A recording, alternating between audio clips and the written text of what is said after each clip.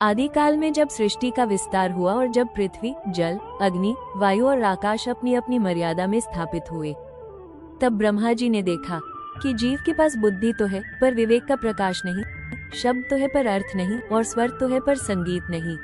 सृष्टि चल रही थी पर ज्ञान के बिना सृष्टि अधूरी थी। ब्रह्मा जी के मुख से ज्ञान स्वरूपिणी शक्ति माँ सरस्वती प्रकट हुई, शब्द की जननी, स्वर की अधिष्ठात्री और ज्ञान की जीवन धारा। जहाँ उनका चरण पड़ा वहाँ अंधकार का नाश हुआ और विद्या का उदय। उसी ज्ञान के प्रकाश के साथ आए ऋतुराज बसंत। पृथ्वी ने नव चेतना का वस्त्र धारण किया, वृक्षों पर कोमल पल्लव आए और सरसों के पीले पुष्पों ने धरती को स्वर्णिम बना दिया। माघ मास के शुक्ल पक्ष की पंचमी, वही पवित्र तिथि जब माँ सरस्वती का प्राकट्य हुआ, इसी दिन को हम बसंत पंचमी के रूप में मनाते हैं।